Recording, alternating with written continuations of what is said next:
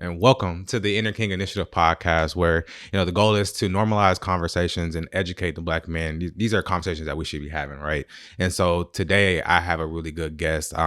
Terrence, how you doing today? I'm good, man. Good, Happy to good. be here, man. Man, thank you for coming on. I definitely Yeah, appreciate you coming. So 100%. Terrence is a licensed therapist. Yes, sir. What do you focus on again? So I focus on men's mental health and helping men build healthier relationships. So that could be romantic relationships, sometimes even tangible things like with money. It could be family members. It's anything that has to do with relationship, because I feel like as men, we don't really have that opportunity to really build healthier relationships. A lot of times the foundation is, it can be very toxic and not intentionally, just because we don't really know how to develop healthy relationships. So that's more so what I specialize in. That's good. So why therapy? Well, why did you become a therapist? Whoo, man. That's always, so it's interesting because my why always changes, because I always have these idea. Even this year, I was like, you know what? I think I'm gonna step away from therapy for a bit and try to focus on like some other things. But even initially growing up, like I did not want to go to like grad school. I didn't want to do any of that. So initially when I was growing up, I just wanted to go play college football. That was a dream for a lot of us. us. Man. But the thing that's crazy about it was I had the opportunity to do so. Okay. But in my senior year, I had a really, really traumatic injury where I almost lost my leg. So I had, so I had to sit down that dream for a bit. And that, that kind of messed me up to a certain extent. It was very hard even for me to watch college football for some time. But fast forwarding to going to school, I knew that there was a point where I wanted to serve people. All right. I wanted to be able to serve people, and to the capacity in which I wanted to do it, I really didn't know how to, right? I think all of us, at a certain extent, we have like, okay, we want to help people, and we have a passion for doing so. How do I do this? But it's like, how do you do it, right? It's like so many different ways you can help people. So I found a lane more so in therapy while I was working more in the justice system, the justice population, people that's usually incarcerated or people that were previously incarcerated. Okay. I was working with some kids back in California, and I saw there was like, therapy. I saw social work, and then I was like, you know what? I think, okay, let me see what this is about, right? So I know we used to lead groups in those scenarios. We used to have points where like the therapist would come in, and I always hear boys sharing their story and things of that nature. And I was like, okay, that's cool, but I don't think that's me. Right. It took another male that looked like us. He actually more so took me under his wing, and he showed me what he did as a social worker. He ran a hospital and all those great things. Yeah. So it kind of led me into like the social work realm, where I got my MSW at Cal State Northridge. And then what happened more so while I was doing my internships, I saw what therapy actually was, and what like the impact on therapy. I was working more in hospitals and inpatient, outpatient, in hospitals, in a clinical setting. So more specific to the question is like, how did I get into therapy? I actually was struggling with my own mental health issues, right? And I went through a lot of therapists. I saw there was a need for people that look like us in that space. And it wasn't until I was working more so like in South Central Los Angeles, where I saw like that there's a lot of trauma in those areas. You have, for those who are not familiar with like South Central Los Angeles, there's a lot of gang culture. There's a lot of people dying on a regular basis. There's a lot of just trauma just in the neighborhood, and people are living in this trauma, right? So a lot of people come to me to process, and I saw like there was a lot of gravitation towards me, and there was a connection I had specifically working with men. And I was like, you know what? I think this is something that is needed, right? So I positioned myself to, okay, let me go ahead and get my license. Let me go ahead and open up my own practice, and let me go ahead and just go full-fledged on it and see what God can do. And it's been helpful. It's been helpful for me, and it's also, I've been able to serve a lot of people, and it's been fantastic. So it went from, I always think about that time where I was like, man, I want to play college football, but if I would have did that, I wouldn't be able to be in the position I am in, and I think that's just a tribute to what God had planned for me, Yeah, because if you think about it, it's like you're not the only person who went through like the chasing the football dream and it just collapsed. And it's actually pretty normal. And it's scary because if you think back to that time we were coming up, it was, hey, go play basketball, go play football. That was your way out sometimes. That was the way out the hood. And for some people, it still is, right? And so you did therapy, and it's kind of normal. I'm hearing that a lot. A lot of therapists like I've healed myself first, right? Yeah. And I'm kind of on that journey now because I'm going back to get my stuff and my master's and my doctorate. Oh, congrats! And so I'm the same way. I'm like, man, I gotta work on me first, but working on me is exciting me. Yeah. So it's like, okay, let me work with other people. And so what is the most common thing among Black men that you're seeing?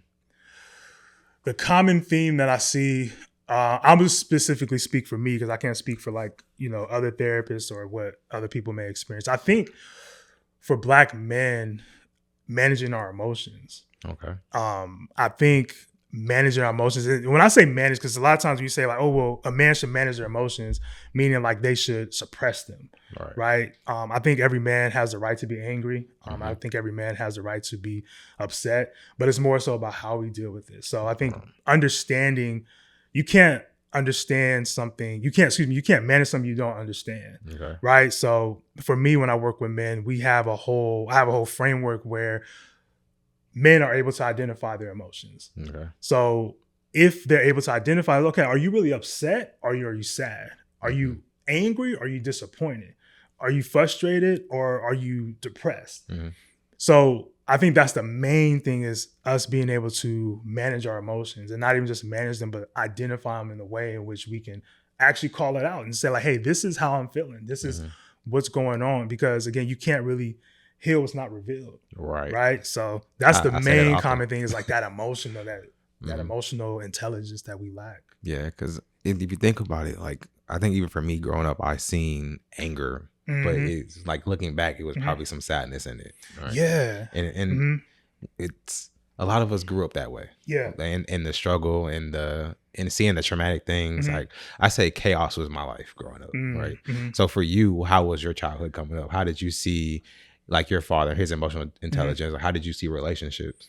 I didn't really. So, I mean, shout out to my parents. I think my parents did the excellent, absolute best that they could with what they had. I grew up in a 2-parent household. Later down the line, just fast forward, and my parents got divorced, I believe, after 27 years. Okay. So a lot of what I saw wasn't really a healthy marriage per se. My pops, I know my pops had different things with managing his emotions. I think it attributed to a lot of the stress dealing with the marriage. I think there was a lot of stuff that was attributed to working a lot. I remember he would always come home and say like, hey, I only got like 4 hours of sleep and you guys didn't do X, Y, and Z. And it's like, yeah, if you were going off for 4 hours of sleep, how are you not supposed to be rested? How are you regulating your emotions off of a lack of sleep? And this is me having a conversation fast forwarding to where I'm at now, because I really resented my dad for a long time. In which the way we were raised. I know me and my sister, and my brother too, I'm the oldest out of 3. We would always talk about like how my dad would like whoop us, and it was like, yeah, did we get whooped or did we get beat? Right. You know what I mean? So like it's, I mean, some of the stuff was warranted, but I feel like there was no really resolute in that. It wasn't, It was more like, okay, we feared more so than we actually learned from what we did. Right. So I remember I resented my pops for a very, very, very, very long time. It wasn't until I remember my pops, I think attributing to his stress, he was on dialysis for, I believe, almost a decade or so. Okay. He's still living. Thank God. He was in my wedding and all that great stuff. And we have a really good working relationship now. But I know during this time when he was on dialysis, I actually had a conversation with him, because I was like, you know what? I think I'm only being cool with you because I don't know if you're going to die or not. Right. I remember I called him crying. I was right there on, right by the LAX airport. And I was calling him. I was like, hey, like, I had epiphany, and like, I'm only being cool with you because I don't know when you're going to die. But like, I was really resenting you for a very long time. And I'm on the phone crying. And he's like, you know what? So I understand. It's okay. I'm sorry for what I did. And, I think since that moment, we've been cool ever since, and that was over a decade ago. I believe I think I was like 20 at the time. And, because I mean, the thing with me and my pops is, like, we're hella tight now, but I don't think it was always like that, and I always look at the perspective and the work that I'm doing. And when I'm working with men, I'm like, yeah, that was a lot of what my dad did. I think that's a lot of, I understand that from the perspective where I'm at now, as opposed to being in that situation at that time. Like, you don't understand when you're a child what's Right. going on. You don't understand when your dad is upset. It's like, I don't know what he was going through. I don't know if he had a bad day. I don't know what was going on, right? But you end up being you end up being the consequence of it, per se. Mm-hmm. You know, so it's taken out on you or taken out on, you know, because I don't think my dad was always mad at us, per se. I think there was a lot of stuff that was built up. So when he came home, a lot of it was exerted towards us. Yeah. And that's what I always say, as men, we have to prioritize like us time. Yeah. Self-care time, because you will bleed on your family. Mm-hmm. How long you been married? We've been married. So I'm saying because we got married first and then we had our wedding. Okay. So we've been married for about a year and a half. So congrats. Yeah. Early. Thank you. Yeah. Nah, new to this, man. Strap in. To this. How long you been married for? I'll be 8 years in April. Okay. I might be calling you for some. Yeah. It's a lot. I'm about to call you for some advice. Marriage is fun, man. though. You know, in the honeymoon phase, it's like, okay, but they say the first 7 years is hard to get through. Really? They say, okay. That's what I always hear from the older, like people who've been married like 10 plus years. Mm-hmm. They're always like, as time goes, after the first 7 years, after that, you just start realizing that a lot of things really don't matter. Mm-hmm. Y'all just arguing for no reason. Mm-hmm. But marriage is definitely fun. Like I said, it can be fun, and it will bring out a lot about you that you didn't realize, and it shows up how you show up already. Nah, I mean, marriage is beautiful, man. I love my wife. Shout out to my wife.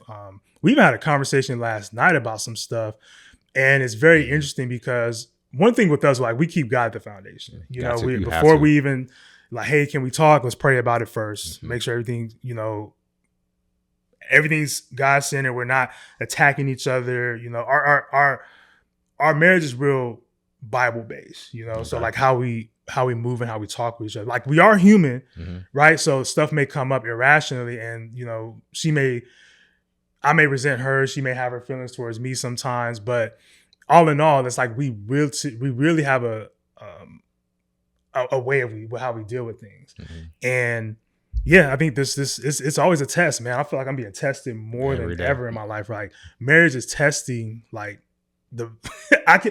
you know what it is. It's hard to explain when you're not married, because like you hear people, oh yeah, marriage is hard and da da da. You think it's just like, oh okay, it's hard just to like be faithful to one woman. It's like everybody's mind goes straight to sex. Yeah, which is crazy. It's like, I mean, the thing is, like, for a lot of men I talk to that are planning to get married or looking to be engaged, I always tell them, hey, it's more than just trying to deal with those sexual impulses. Like, you want to make sure you manage that, but it's not just as soon as you get that ring or as soon as you get married, that does not mean that those urges go away. Yeah, you know, it's preparation to become a husband before you become a husband. Mm-hmm. It's not just because you're married. It's like, okay, now I'm ready. Right. It's like, even if you think about sports, like, you can't just go out there and start playing ball and you ain't practice. Yeah. Right. The practice is supposed to be harder than the game. It is. Right. Yeah. So for men, I think it's really important for us to prepare ourselves to be husbands. I did the work prior to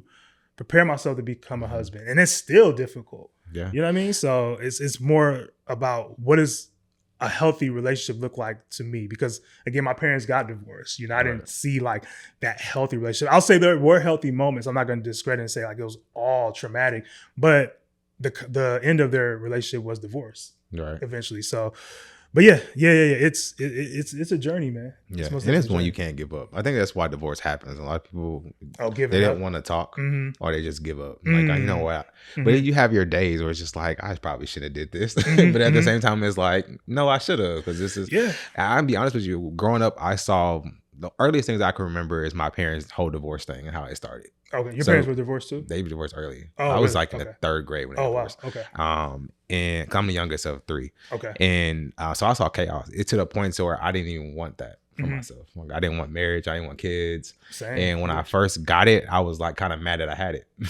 Really? Because that whole thing was in my head still. It wasn't until I started doing the work that was like, oh, there's a blessing in this. I love it. But even with kids, it's like you're seeing yourself, a little version of yourself running around. Yeah. And if you're unhealed and you're seeing that, it's going to get triggering and triggering. Especially like in your marriage. Do you do couple therapy as well? Do I work with couples? Yeah. Oh, yeah, for sure. Okay. How difficult is that for you? You know what? It's not as difficult as I thought it would be. I think me doing my own work has been helpful in dealing with couples, but it can you have your days. I think that's like with everything. But the couples I work with, I think the most difficult thing with working with couples is like I can see it working out in their head. In my head, I can see it like their marriage working out. But it's like trying to get them to understand like how it can work, because it's because they're living it, right? Because in my head, I go, okay, well, dog, you just gotta understand your wife needs X, Y, and Z, and you gotta understand your husband needs X, Y, and Z, and it's like I can see it, but it's up to them to really see. I think that's the most difficult part. Is even just in the work that we do, is like I can see that potential in the clients, but it's not. It's my job to help them get to their goal, not for me to enforce or tell them what to do. Right, because you got to guide people. Yeah, it's more of a guidance, because I can't force nobody to do nothing. Right, you got to really want it. Yeah, absolutely. That's marriage. Every day you have to wake up and choose. And even the days where you don't feel like it, you still have to choose and do your thing. I was listening to a sermon the other day that was like, if there's smoke in your marriage, go put it out. Don't let it fester. Just go put it out immediately. And I sat back and thought about it, say, absolutely. Yeah. Because it would just get bigger and bigger. And I told men, I was like, women really reflect what we give them. So if you're giving her bad energy, she's going to give it back to you. 1,000%. And so if you're giving her love, she's going to give it back to you. So and they say happy wife, happy life. I don't really like that phrase, but the gist of just making sure she's happy, she's going to make sure you're happy. That's how I see that phrase now. And so when you're dealing with these couples, you're seeing people, the emotional intelligence that they're probably not experiencing, right? What are some of the common problems with the relationships? The common problems with the relationships, you would think it's infidelity. I know a lot of folks are like, okay, somebody cheated. And I don't know why that's the first thing. that it's crazy, because when people say divorce leads, the first thing is financials, infidelity, and all the other things. The more specific thing I feel that ends marriages is miscommunication. I can see that. Because there's a miscommunication around what does one person feel versus what the other person feels. So even in infidelity, there has to be a miscommunication on what the other person needs are, or why that person, not justifying why they led into infidelity, but there's something that's unresolved in them that they weren't able to communicate. Right. A lot of times it's not even just, okay, well, people can be having, be intimate with their wives. I'm saying more so men be intimate with their wives, or wives being intimate with their husband on a daily basis and still go out and cheat. And it's like, okay, well, it's not that there was a lack of sex going on. There's some other form of intimacy that sex is clouding to where that other person feels like they need to step out of the marriage. Like an emotional disconnection. There's emotional disconnection. There's a need that's not being met, and sex isn't providing that need. Many times when people step outside of their marriage for that connection or that infidelity, is something that they're not getting at home. Right. And it can be resolved most of the times with a simple conversation. That's why I think I'm a firm believer that there's a miscommunication that we have in marriages that lead into these infidelities and leads into folks. Even if it's finances, not even talking about infidelity as the premise of why marriages don't work, but finances, right? There's some form of miscommunication where it's like a misbudgeting, or somebody feels they need to always go on Amazon and order X, Y, Z or Grubhub, but there's a disconnect where you guys aren't on the same page about y'all finances. Missing that alignment. Exactly. Right. There's always a misalignment. So one of the things I work on with my couples is having that understanding of, one, communicating your needs, but then also being able to receive what's being communicated to you. Okay. And you got to take your emotions out of it too. Yeah. You're going to hear something you don't want to hear. You got to, and that's the biggest part, because you can have two people saying something, and as soon as somebody expresses something, then the other person's ready to respond and react. And it's like, not even listening. You gotta sit there and listen. You gotta, I don't want to say take these lashings, but you gotta take the blows. But because these are things that this person's been trying to communicate for years to you, and this is the space to do it. Yeah. So, and then, folks will come back and say like, oh yeah, like we didn't talk on the way back from, because our session, or we didn't, it was a rough time this week because of our therapy session. We feel like therapy is actually not working because since we came to therapy, things has gotten worse. It's like, nah, things are out in the open now. And it's a resolve we need to have. Yeah. It's work to be done. Like, it's not going to happen in 2-3 sessions. You guys been married or together for some years, and over the time, this is where we're at. A lot to unpack. Yeah, it's a lot to unpack all the time. But yeah, it's one person talking and having the other person having to hear all that stuff it's hard to sit there and listen. It is. It definitely is. Most definitely. I mean, I'm gonna speak for myself sometimes. When my wife tells me something, I'm like, and I'm trying to, like, even me being a therapist, I'm human. I'm receiving what she's saying, but I don't like what she's saying. Like, she's saying something I need to change about myself. I don't see the problem with it, but that's part of marriage, though. I have to have humility, right, to be able to receive the things. And you know what's funny though? Sometimes it'll resonate with me like later, not in that moment, but I'll be like randomly just sitting down, or I'll be driving or something. I'm like, you know what? Maybe she was right. Maybe I do need to change X, Y, and Z about me, or maybe I do need to think about things in a different level. So in the moment, yeah, I'm like, but then it could be some time later. I'm like, you know what? She was right. She was right. She was right. She was right. And I hate to say it sometimes, is that, your wife is right sometimes. Sometimes. Not all the time, but sometimes. Yes, sometimes. Not all the time. But there are those moments where I'm like, okay. Valid point. I got it. Yeah, it's hard to take it. That's why I say you have to take those blows, but you also have to have that. You have to be strong enough to know, like, okay, she's not attacking me. It's more so she's trying to help us be better because we're on a mission. And I can say, hey, my marriage changed for the better when we started talking more, for sure. Because before it was kind of like, all right, we got things to handle. Let's just do it, right? But there wasn't real communication. Absolutely. But now that we're talking, the alignment is crazy. Like it's smooth transaction, right? And so for you, what is some advice that you would give a couple who's going through it right now? They're not talking, they're not aligned. They just need help. Go to therapy. That'll be the first thing, is like trying to find somebody who specializes in working with couples and whatever issues you guys are dealing with. I think therapy is a very important resource, of counseling and things of that nature. One thing I would say, if I was to give a point of advice, is make some intentional time to have a conversation. What if it's a day out the week, a time where you guys are like, okay, Wednesday at 7 p.m., 7 to 8, this is our time. Whether if we decide to talk about things or we decide to be intimate during that time, but this is our time to connect, right? Because again, I mean, you may have kids, you may be busy, whatever it may be, but I think that intentional time, but people is going through it, is like, there's no time to really connect, right? So I think just an hour, maybe if you don't have an hour, 30 minutes. Something's better, we gonna, small work is better than no work at all. Absolutely. So we're gonna take the small steps to get close to the goal, as opposed to like trying to make leaps and bounds. You feel what I'm saying? So we always look for the big steps. The big wins. Exactly. So case in point, some folks think they need to go out to like a whole date night and make things extravagant, or go out the country, or go on a trip to reconnect with their wife or their spouse. It's like, no, not necessarily you have to do that, but what you have to do is create time, increments of time. Because if you're doing, let's say, for example, 30 minutes a week, in a month, that's about 2 hours you got to spend together.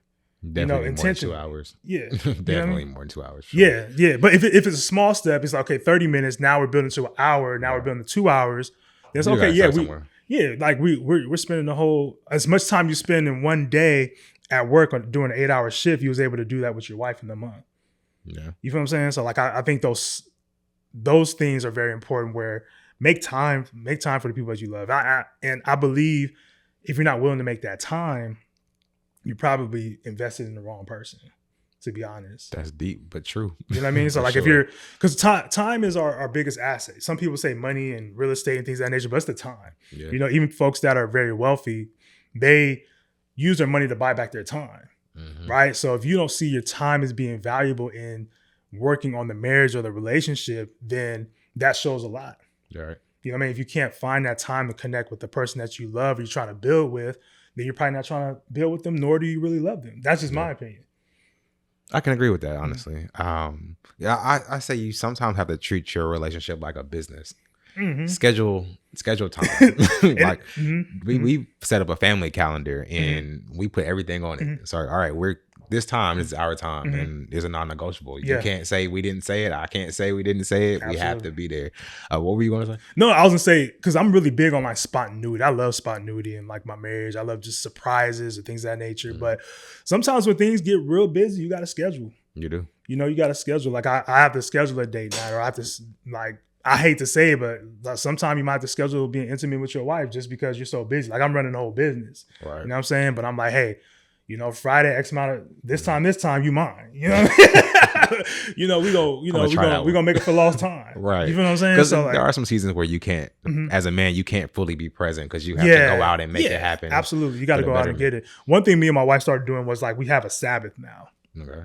So on our Sabbath, I think we're like, it's our like 5th or 6th week doing it. Okay. And that's been super helpful. Like we have our Sabbath. We know this is our time. This is our day. We rest. We chill for 24 hours we think right now it's like depending on when I'm done, it's usually from 7 to 9. Starts from 7 to 9, around 7 to 9 p.m. on Friday, all the way up to like that Saturday.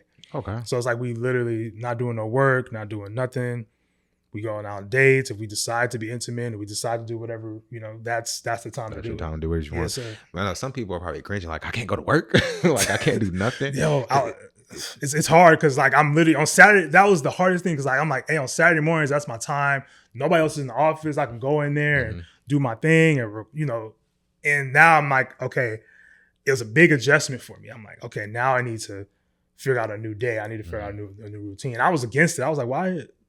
But she was like, nah, we need to like take some time to rest. We need some time to. That's important. Yeah, rest, spend time with each other, you know, and all that good stuff. And I thought we was doing a good job. Like, okay, yeah, we're going date nights. We've been hanging out. Like, you know, my biggest thing, I think a lot of married men or people that live with their spouse is like, hey, we live together. We see each other all the time, but it's different. See each other, but but you're not spending time with each other, right? So it's like, yeah, we do our devotional together. We have this, but it's, you know, for her, it's like, hey, nah, we need to slow down. You know, we need to like really enjoy each other's company. That's a blessing though, honestly, because a lot of women ain't saying man, you know what? I'm truly blessed. I ain't gonna hold you. Yeah. I'm really truly blessed. I love that for you, bro. Because even if you're a single man, like that rest time is important. Like you have to schedule rest. I had a homeboy and I kept telling him for months. I was like, bro, schedule time for yourself. Yeah. And he wouldn't listen.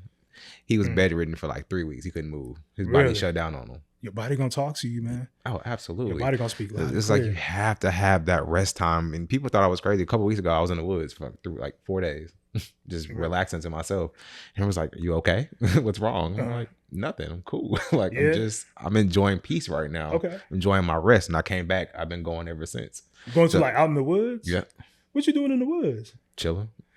Like you have a cabin or? It was Marriott has postcard cabins. Really? And there's one that's like 50 minutes from here. Well, we're gonna have to talk. And I got you. Sheep too. But you go out there, there's a little bitty cabin, man. They got a little fire pit out there. You just bring food and you secluded. What? And you just enjoy your time out there. Jeez, I've been trying to. Yeah, I've been trying to find I've been trying to find a space like that for some time. Again, I'm relatively still new to Houston, so I don't really know like where to go. So those type of things. So I got you. Yeah, we're gonna talk. Oh, for sure. for sure. But yeah, see, like those times those are intentional times, and a lot of people like wouldn't be open to trying something new like that, especially as black men. We're just like, that's not our stuff. That's their stuff. Like we're not doing that. And I'm like, sometimes you have to tap into that, just that space. Like I'm a nature guy, so going out into nature for me is calming, it's relaxing, it's peaceful for me. And so that's what I'd rather do. Like I don't care to be in the club. I told him, I was like, you're really. You stress yourself out trying to run a club life because you got the different women out there who just want you for your money. And then you complaining like all these women want is money. That's what you've been giving. Stop feeding into it, right? And that's a part of your mental health, right? And so when we're talking about like that and talking about mental health, why is it important to really prioritize our mental health as black men? Man, that's where it starts. It starts in your mind. I mean, you have a lot of different thoughts throughout the day. I think it's the average man has over some thousands of thoughts per day. Some of them translate into choices. Some of them translate into behaviors, decisions, and things of that nature. But I think even as just men of black men, we deal with things on a different level. Right. You know, we have a different lens on how the world we're perceived, but then also how the world perceives us. Black men have the lowest life expectancy out of any other gender or ethnic group in the United States. You know what that? You know why that is? Mental health, suicide. A lot of all the above. So a lot of folks will argue and say, well, especially if you're coming from California, it's like you see it all the time. It's okay, well, it's because of gang violence or because the police out there killing us, which is all true. That is part of the statistics. But stress is the number one killer in Black men. Oh, yeah, that's true. Yeah. So you think about what does stress all entail? Stress leads into kidney disease. It leads into heart attacks. It leads into shorter life expectancy. I think when I last checked, the life expectancy average for Black men is like 64. That's young, though. Very young, very much so. As opposed to our counterparts, which is usually up into the 80s. Yep. You know, I know Black women, it's higher than ours, but they have at least over like 15 years over us. Which is crazy, though. You know, so like imagine leaving your wife for 15 years by herself. Yeah, yeah. If we're maxing out the statistics, like I don't plan to be a statistic. I know you don't plan to be a statistic, but the reason, going back to your question around why mental health is so important, is because there's a lot of things that we can resolve within a conversation. There's a lot of things we can resolve in therapy so that we're not stressed out. Again, I have my moments too. I'm speaking from experience where I'm like, okay, I need to go talk to somebody. You know, I need to get back into therapy. I've been in and out of therapy, not as a like I'm in and out of therapy, like I'm in and out, like, okay, I stopped going, like I literally be like, okay, I'm cool. I met my goals, but then I'm meeting a new challenge in my life where I'm like, okay, well, I need to go back because I need to know how to deal with this new thing that's came onto my plate. So that's why mental health is very important, because it can preserve our lives and we can live longer if we are able to manage our mental health, for sure. Yeah. And I think that's normal, having your seasons where you're in therapy and your seasons where you're not, because I'm in between now. Like I just got out of therapy, so now I'm like, all right, I'm chilling for now, but I see new challenges, so I'm like, all right, I might just go ahead and go back. Right. Absolutely. But I think when you talk about like gang violence and stuff, you really dissect it, I think it's all like mental health. A lot of those kids feel abandoned. That's how they got into it. Stress. What else would you think? I think gang banging meets a lot of basic needs. It gives you a sense of security. It gives you a sense of comfort. It gives you a sense of belonging, especially for men. It gives you a level of respect, which I think for men, we admire respect more than just love. So when folks, they're like, okay, why is joining a gang? Like, it's not going to lead anywhere. You're going to go to prison. Well, if you think about survival techniques, usually when you're in a deficit, because we're all born in a relationship deficit, if you find something at one entity that gives you all those things at one time, it's like, why not? Why would I not join the gang? Or why would I not hang out with these certain people? They may not be doing the most godliest things, but it's meeting all of my basic needs, right? But I think it's coming from an unhealthy place. But when you're in survival and you're in desperation and there's nowhere else to get it, why wouldn't you? All right. Instinctively, you're going to gravitate towards that. So I want you to elaborate a little bit on, you said that we are born into a deficit. Yeah. What do you mean by that? So there was a psychologist, and I forgot his name. I got to go back and look. But we're all born into a relationship deficit, meaning like we're born into not having specific relationships. Those things are developed over time.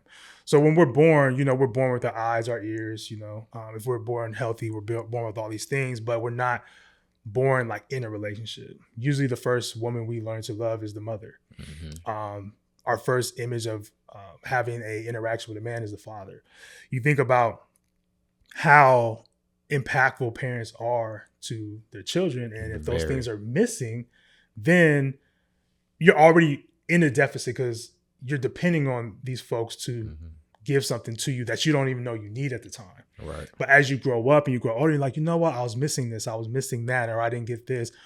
So that's what I mean by in a relationship deficit. We're not born into having relationships. They're all developed for us over time. Makes sense.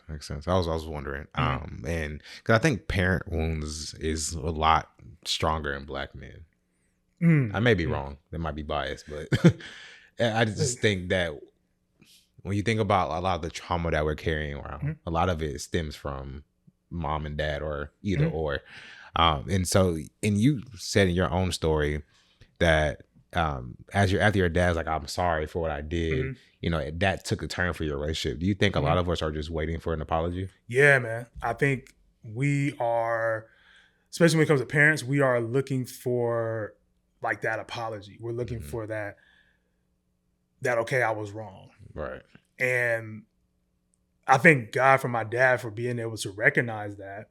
But not everybody gets that. Yeah. Right. So not everybody's gonna have that moment. I think that's where you think about closure in a relationship or closure with somebody. It's usually like, okay, we have this one-off conversation, or it's like very Hollywood, it's very scripted. We think it's okay, I have a conversation with you, you have a conversation with me, and we go our way. Sometimes you don't have conversations. So when it comes to us wanting to have that conversation where we want that person to say sorry, we can't expect them to do that. Yeah. And that's hard because, again, trauma's induced onto us, but then it's our responsibility to heal.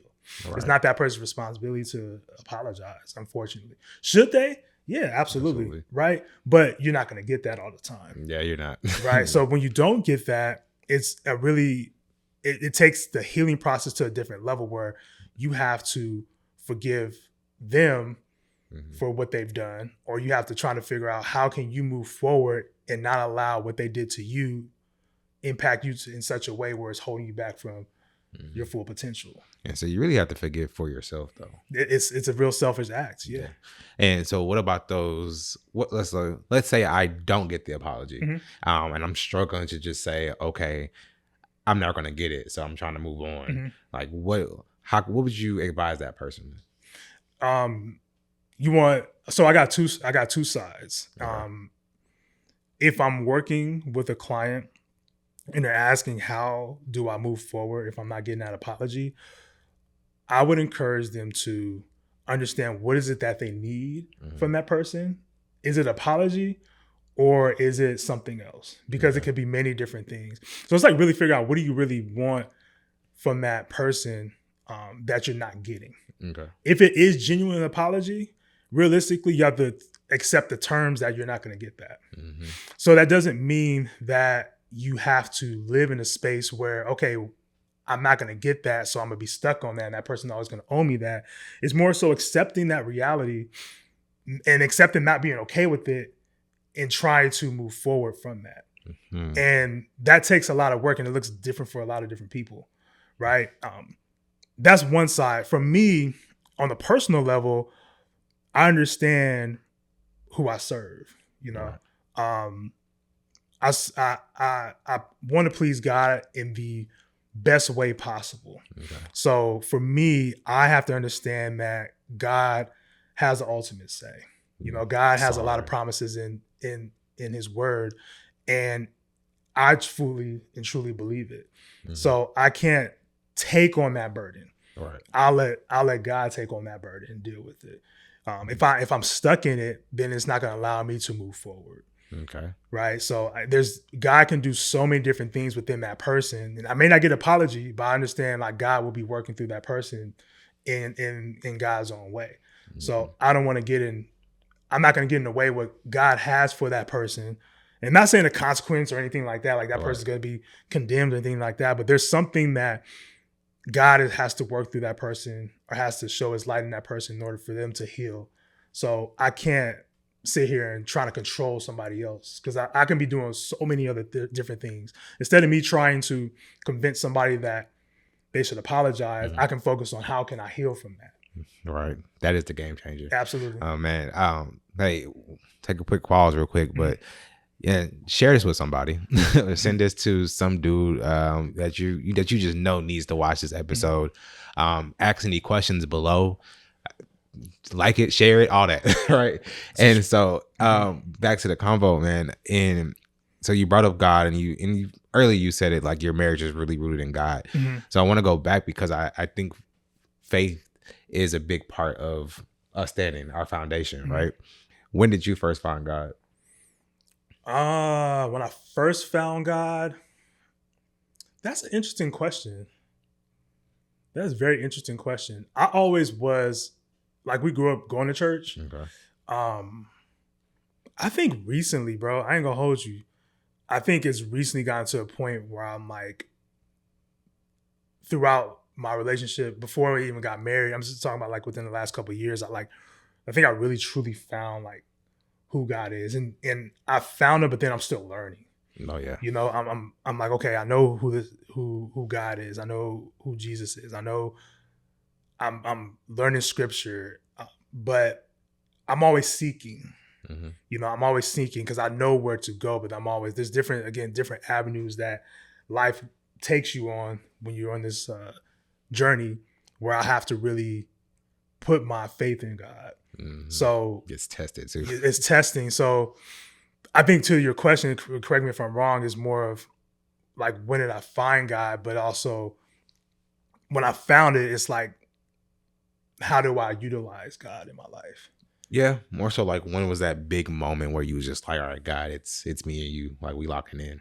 Because because a lot of people will say that, oh, I grew up in church, right? But you can get dragged to church. You can get dragged anywhere, but that don't mean you're paying attention. Right, because the thing is too, and I think this is more of a transparent moment, is that like I got baptized when I was in 4th grade, and I've been talking to my wife about like, dang, I feel like I should get rebaptized for real. That's common, actually. Yeah, what's crazy because I didn't know that was common. Like until recently, somebody else got baptized that I thought was baptized already, and one of our close friends, and I was like, "She's not baptized yet?" She's like, "Nah, like she did get baptized, but then it's a whole different meaning." Mm-hmm. I'm like, you know what? I think I need that moment for myself. Right. You know, so I know who God is. I know. I think it's been really tested just in my relationship, to be honest. I think shout out to my wife. She's really been a real ground in my faith life. Like she's been like a pure example of how God works and how to navigate and how to be living scripture, to be honest. Yeah. So yeah, I crack jokes with my wife because I say I married the church girl. Man. I didn't go to church as a kid. Oh, really? Did not. Okay. We went like Easter. My grandfather was actually a deacon. And then so my dad, we would go like every blue moon. Okay. It wasn't until one of my friends, she would come get me. Like that was like late high school. Okay. That's when I kind of started going. Okay. And I recently found out last year in like May, my mom was like, the only reason why we didn't go to church because I was drugged to church my whole childhood and I didn't want to go anymore. I was like, oh, okay. So that's like, I'm learning like that's why we didn't go. Gotcha. So I always laugh with my wife and I say, man, I married the church girl because I didn't go to church. Right. And I actually got baptized 3 years ago. Congrats. And was 3 years? 2 years ago. 2 years ago. And I was going to do it myself. But then I opened my eyes and my wife was coming up too. And I'm like, you already baptized. And she was just like, yeah, but I was a child. I couldn't make that decision for myself and didn't even really know what it really meant. So I'm doing it again.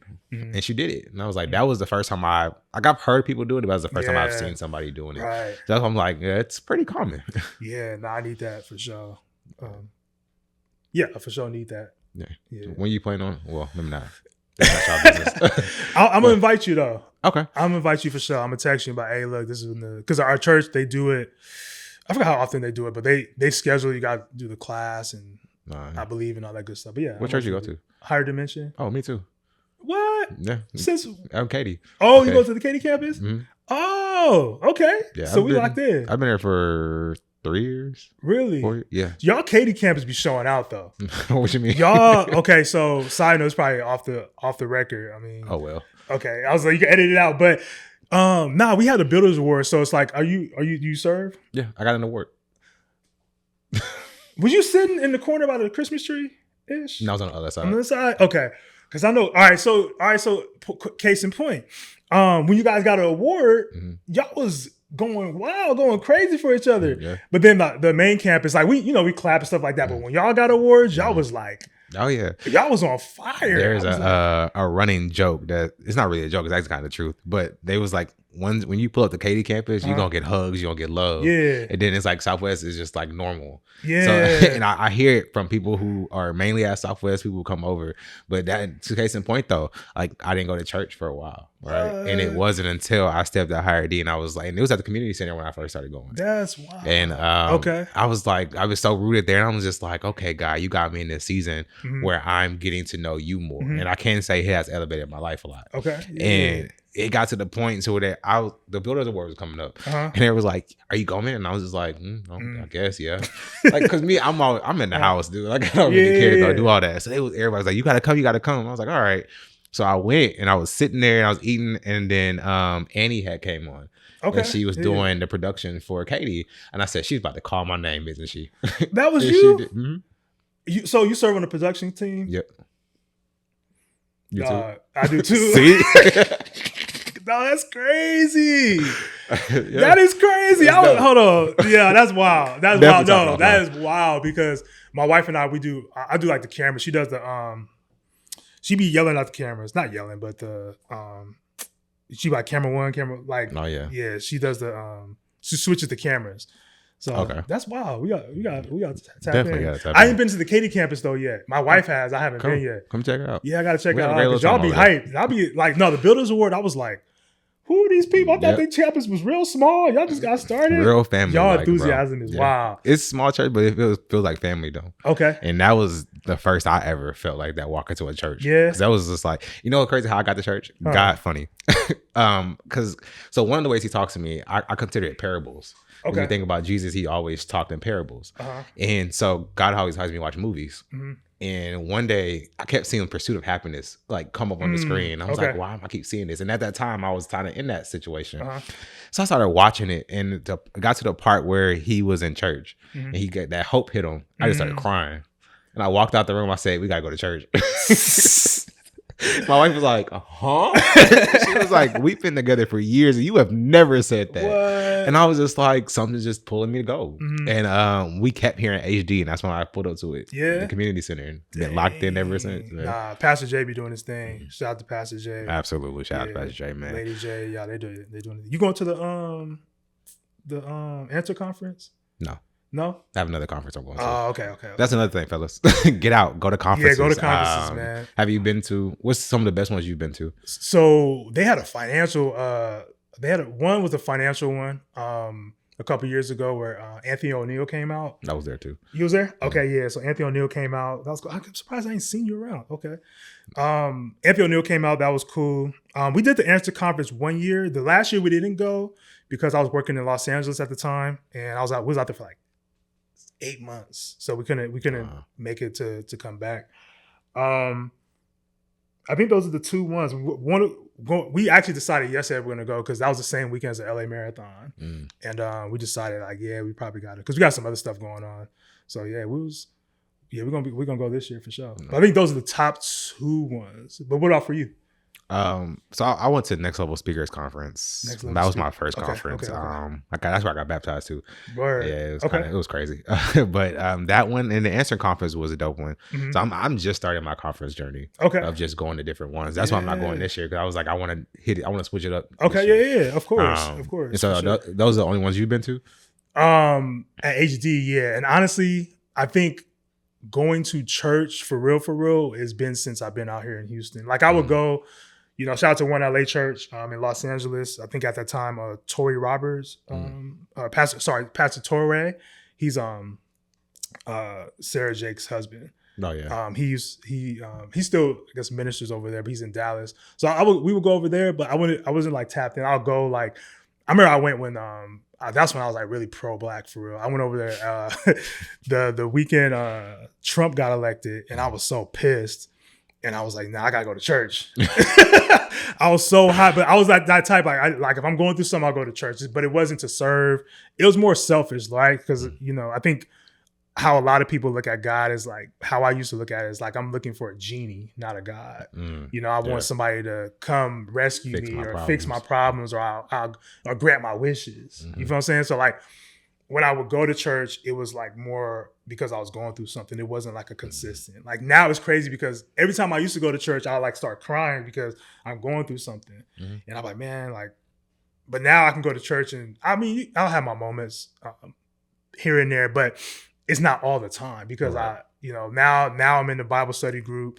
Now I'm in the Connect group. Now I go to church and we serve. So it's not, I'm just going there, but I genuinely enjoy going to Higher D because it's just a great experience. Agreed, for sure. Because it's as Black men we've been bred. I don't think I say bred. We've been taught. We've been taught to go into isolation when things are wrong.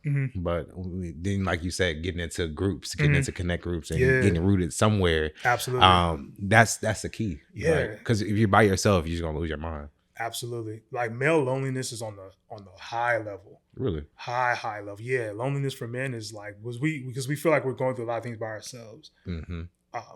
I'll even say with church, I mean, church reflection is somewhat a reflection of what goes on in the real world, but there's not a lot of spaces for men. I noticed with my wife and other women, like they'll corral around each other if there's something going on. Like they'll have book clubs, they'll have all type of, oh, we just gonna go for a walk, or oh, we ain't seen each other in a long time, let's go to dinner, you know? And for us men, we connect on a different level. Right. So we connect more on like respect, or we may connect over sports, or, you know, we may connect over like a rivalry of some sort. But we don't always have those moments where we're like corralling and having those type of consistent relationships. So I think that's very important to know, because when we talk about us feeling as if we're by ourselves all the time, is because we don't have communities we can go to. I just recently had to find my own community, and it's not all men, but I had to recently find my own community because I really felt lonely at some times. You know, I'm like, dang, I don't know if anybody else understands me. I don't know if anybody else is going through X, Y, and Z. I actually had to, on a side note, I had to talk to Pastor Jason. I just hit him on the side a couple weeks ago, and I was like, hey man, like, I'm struggling with this husband thing. Like, you know, like what's going on? Like, I didn't know it was going to be this hard. I know marriage was tough, but like I'm literally sitting in depression right now. And I think it was amazing just talking to him and listen to his wisdom. I know he got married very young. He got 4 kids. I think he's 30 now. So, you know, he off to a great start, but he was sharing some of his experiences and things of that nature, which helped me. Right. And I think that's the part of understanding, even when you go through a test, is a testimony at some point in time. So him going through that allowed me to have some relief. You know, and he was able to share some resources and share like how counseling helped him and his wife and him navigating things. And I think he just the other day, I think celebrated, and don't quote me, like I think 7 to 8 years being married, something like that. So their anniversary is in April because it's a day before mine. Oh, is it? Oh, okay. Well, don't, as I say, don't quote me. But yeah, man, I think that's super important. And I think for me, having just to get out of my way and be able just to reach out for help. And it was like, I think we talked for like maybe 45 minutes, maybe, I don't think it was a whole hour, but even just that short moment relieved me from like these months I've been feeling this tension, you know? And he was able to give me some resources, some books and things of that nature that's helped him. Right. So, and that's why it's important to talk, because the problem that you are facing right now, somebody already went through it. Yeah. So they've already sought out the answer. They already got the answer from somebody else, or they read it. And like even now I'm in like husband treatment. It changes because 1 minute everything's fine and the next minute it's not. And it's just like you have to be adaptable to really be an 100%. Efficient husband, and you have to pay attention to everything, especially when you have kids. Like you have to pay attention to your wife, how she feels, and try not to avoid those conversations. Because I don't want her to feel bad. It's like, no, she got to take a blow sometimes too, right? 1000%. And even with the kids, it's like, are y'all listening? Like my kids, I look at them, I'm like, y'all not listening. But then it'll be like weeks later, they'll say something. I'm like, oh, you were listening. Okay, cool. Got it. But it's like I had to remind myself that it can't just be about me. Right? The intentional time of going to a marriage conference, or the intentional time of just having those conversations. In like now, or even with each other as men, because like now I'm in a season where my wife just lost her uncle. Oh, and it's like the uncle that was like her dad. Oh, wow. And so I'm like in this weird space of like, all right, I want to be supportive husband and be there, which I am, but I'm like, okay, I feel like I could be doing more. Like, what am I supposed to be doing in this season? Yeah. And I'm starting to get answers because I am reaching out to men and just having those conversations and be like, oh, well, just be present. Like, just be there. Just, you know. And so that goes to the point of brotherhood. It goes to the point of just getting mentorship, coaches or whatever, you know. How long have you been in Houston? I think about 3 years now. Yeah, about 3 years as of December like 8th or 6th. Okay. That's when we got that one-way flight, man. Yeah. So how has your journey been in a new place? Because sometimes that is what you may need to get out your environment and move somewhere else? I think it was very healing on both sides. I think we had to kind of remember initially when we moved to Houston, we had to remember that we live in Houston now. We're not visitors. Right. So like we was outside. I ain't gonna hold you. Like, nah, we was going to cause we live like, right now we live close to the Galleria.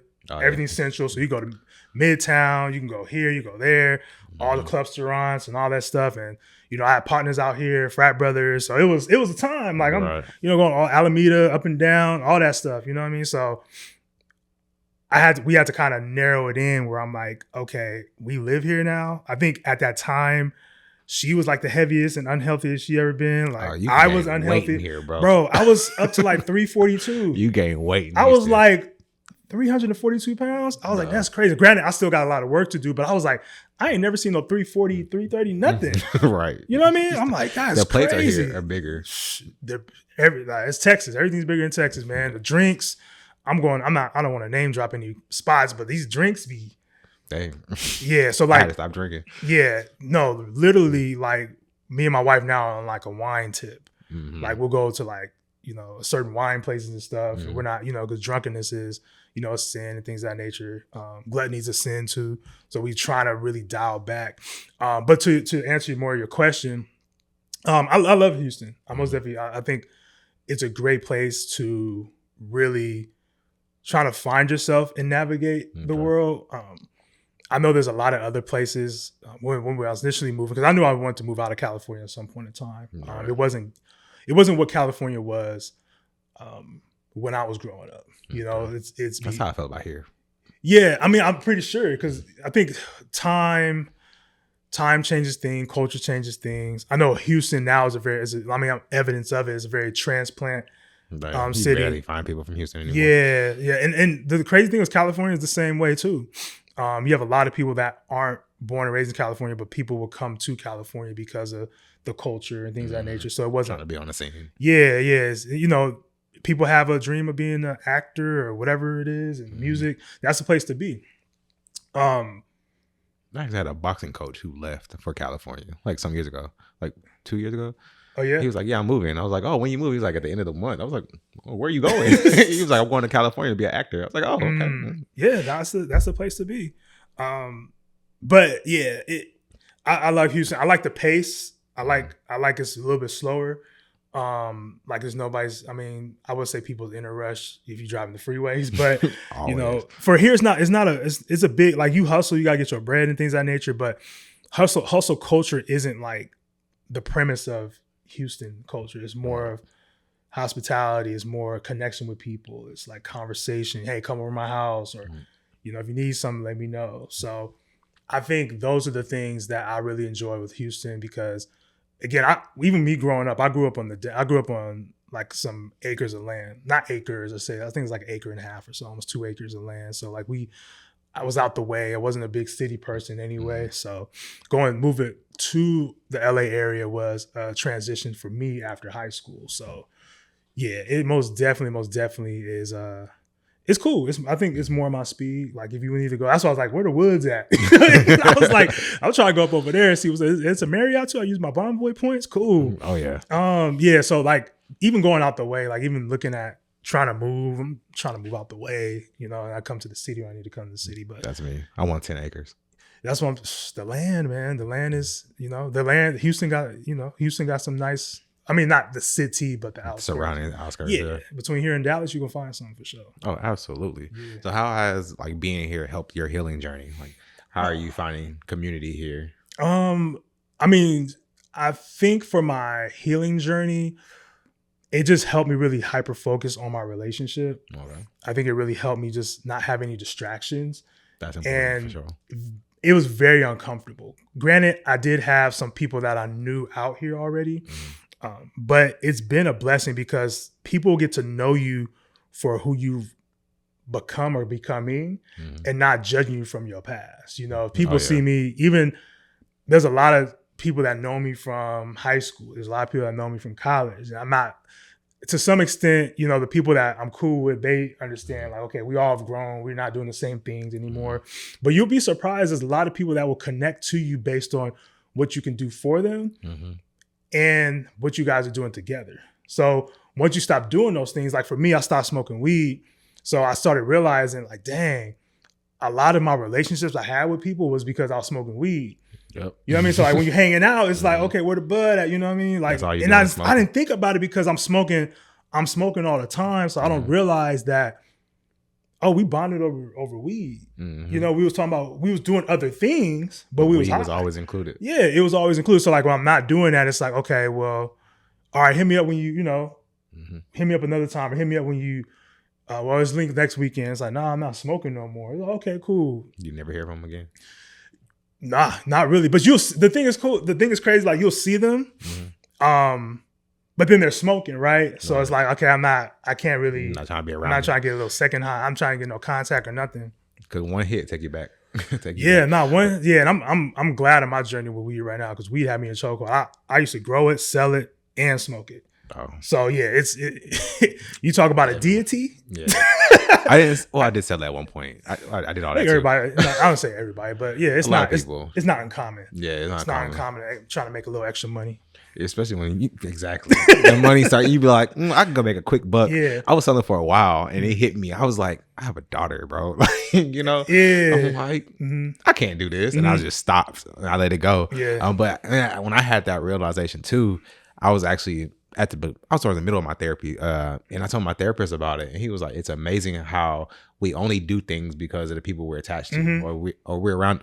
We only do things because of the people we're around, and so we stop hanging with them. We stop doing it as much. I was smoking like 5-6 blunts a day. Now, none. Yeah, it's yeah, and it's crazy because when I think about like my relationship with marijuana, I really had to think about why.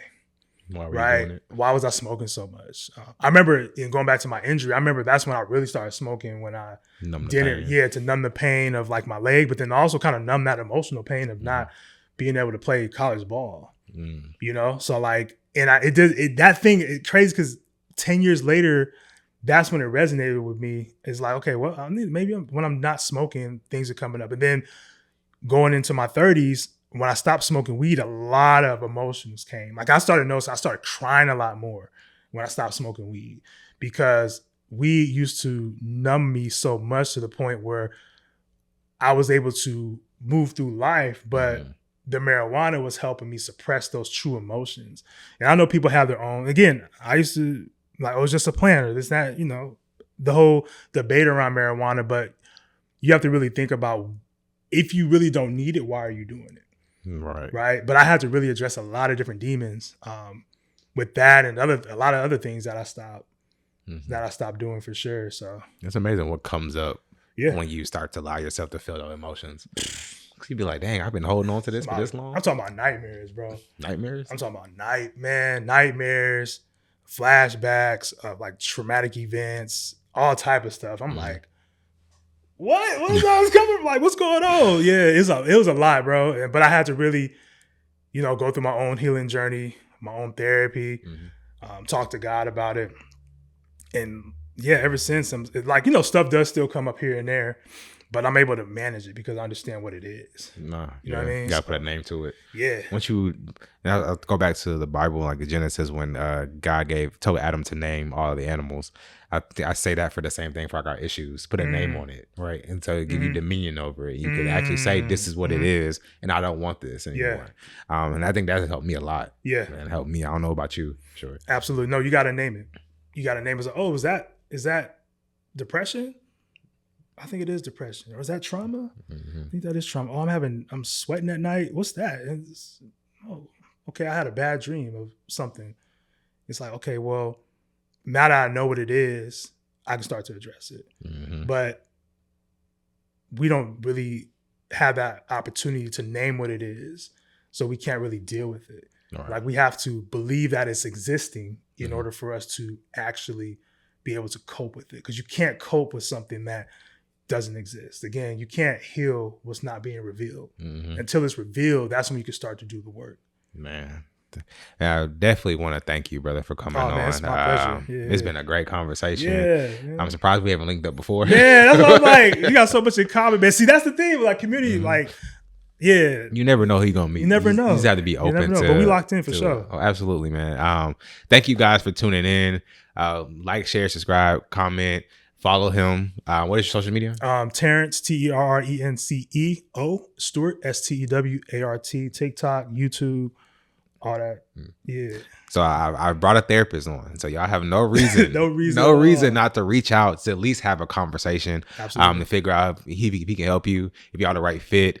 But remember, fellas, we got to pour into ourselves first and foremost, or we're going to bleed on the ones that are around us. So continue to love yourself, continue to grow, continue to be rooted in faith, yourself, your family. Until next time, we'll see you.